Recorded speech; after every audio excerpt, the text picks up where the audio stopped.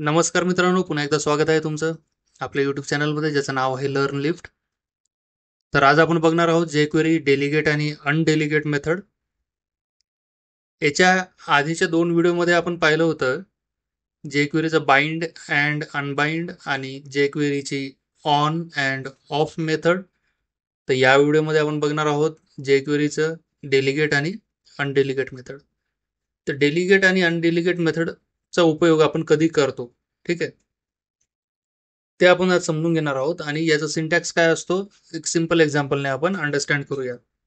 तत्पूर्वी तुम्ही जर चॅनलला नवीन असाल तर चॅनलला सबस्क्राईब करायला विसरू नका आणि बेल आयकॉनला तुम्ही क्लिक करायला विसरू नका, जेणेकरून नवीन अपडेट जे आहेत ते तुमच्याकडनं मिस होणार नाहीत. चला तर मग वळूया विज्युअल स्टुडिओ कोडकडे. तर मी हा कोड कमेंट करतो जेणेकरून तुम्हाला कार्ड दिसला पाहिजे UI मध्ये. तुम्ही बघू शका इथे एक कार्ड आहे आणि ही हेडिंग आहे त्याची आणि हा पॅराग्राफ आहे. हा पॅराग्राफ इलिमेंट आहे, ठीक आहे. तर आता आपल्याला करायचंय काय, या ऍड पॅराग्राफ या बटनाच्या क्लिकवर आपल्याला डायनॅमिकली पॅराग्राफ इलेमेंट क्रिएट करून तो या डिवला अपेंड करायचा आहे, ठीक आहे. हा कार्ड कंटेंटचा डिव आहे, याला आपल्याला अपेंड करायचा आहे पॅराग्राफ, ठीक आहे. कळालं तुम्हाला आपल्याला करायचंय काय नेमकं. तर डेलिगेट म्हणजे काय, ठीक आहे. तर डेलिगेट म्हणजे काय असतं, ही एक मेथड आहे. ही इव्हेंट हँडलर अटॅचमेंटसाठी यूज होते. जसे तुम्ही बाइंड मेथड यूज करता, जसं तुम्ही ऑन मेथड यूज करता, सेम तसंच आहे. इव्हेंट्स अटॅचमेंटसाठी अटॅच करण्यासाठी यूज होते डेलिगेट मेथड, परंतु थोडा सिंटॅक्समध्ये डिफरन्स आहे. ते कसं आपण आता समजून घेऊया. आता हा डॉक्युमेंट डॉट रेडी फंक्शन आहे. आता मला काय करायचंय, डेलिगेट जी मेथड आहे ती मला कॉल करायची आहे या कार्ड कंटेंटवर, ठीक आहे. आता डेलिगेट मेथडचा आणखी एक उपयोग तुम्हाला सांगतो.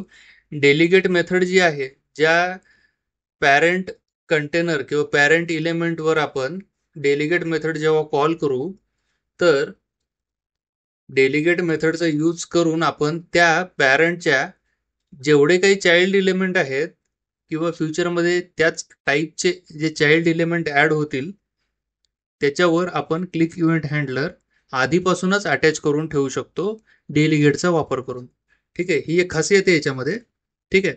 तो कोणत्या पद्धतीने करू शकतो आपण. आता कार्ड कंटेंट नावाचा हा डिव आहे आणि हा पॅरेंट आहे. आपण एक काम करूया, कार्ड कंटेनरला आपल्याला कॉल करायची मेथड डेलिगेट, ठीक आहे. डेलिगेट मेथड कॉल केली. आता याच्या आतमध्ये पी इलेमेंट तर आहेच आहे ऑलरेडी एक, बरोबर आहे. तुम्ही पी इलेमेंट घ्या का H3 इलेमेंट घ्या, काही घेऊ शकता, किंवा बटन आहेत, काही असू शकतं. या डिवचे मल्टिपल टाईपचे चाइल्ड असू शकतात, ठीक आहे. पण आता सध्या या व्हिडिओमध्ये आपण उदाहरण घेतो या पी टॅगचं, ठीक आहे. तर या पी साठी आपल्याला क्लिक इव्हेंट हँडलर जो आहे तो असाइन करायचा आहे आणि इथे त्याला हँडलर फंक्शन आपल्याला द्यायचं आहे, ठीक आहे. कॉलबॅक फंक्शन आहे. जेव्हा तो पी जो टॅग आहे तो क्लिक होईल तेव्हा हे फंक्शन रन होईल, ठीक आहे. तर इथे आपण एक काम करूया, कन्सोलमध्ये लॉग करूया पी क्लिक, ठीक आहे. तर आता या फंक्शनने काय केलंय, या डेलिगेटनं काय केलंय, हा डेलिगेट फंक्शन आपण या पॅरेंटवर कॉल करतोय जेणेकरून या पॅरेंटच्या आतमधले जेवढे काही पॅराग्राफ टॅग आहेत त्या पॅराग्राफ टॅगला जो क्लिक इव्हेंट आहे तो मला डेलिगेट करायचा आहे, ठीक आहे. म्हणजेच आता UI मध्ये तुम्हाला दिसते, मी कन्सोल लॉग ओपन करतो, तुम्हाला UI मध्ये दिसेल. आता मी जेव्हा या पॅराग्राफला क्लिक करू, तुम्ही पाहू शकता पी क्लिक्ड असा एक मेसेज होतोय, ठीक आहे. बरोबर आहे, पी क्लिक्ड असा एक मेसेज आलाय. का आलाय, तर आपण हा क्लिक इव्हेंट हँडलर या पी वर टाकलाय. तर आता तुम्हाला डिफरन्स सांगतो ऑन आणि डेलिगेटचा. तर आता हे जे बटन आहे BTN बाइंड याचा आयडी आहे, पण याचं जे टेक्स्ट आहे ते ऍड पॅराग्राफ आहे. तर याच्यावर क्लिक करून आपण पॅराग्राफ नवीन ऍड करूया, ठीक आहे. तर इथे हॅश देऊया,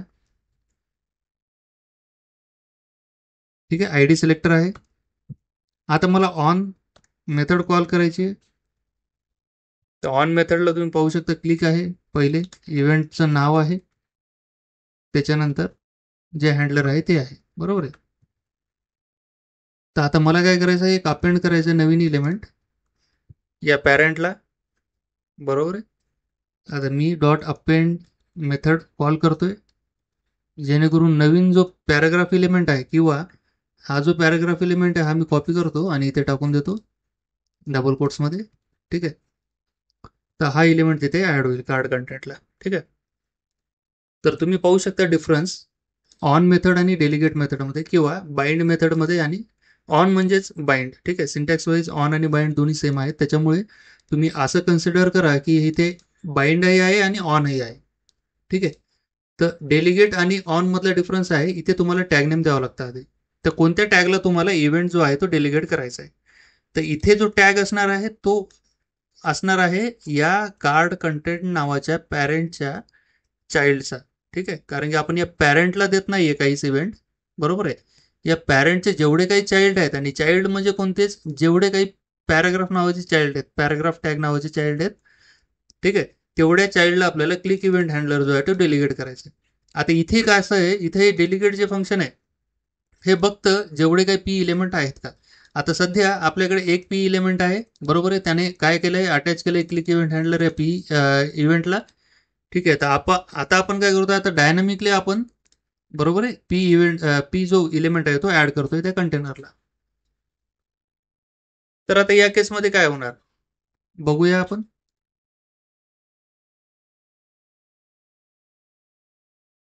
मी दोन पॅराग्राफ नवीन ऍड केले तिथे, ठीक आहे.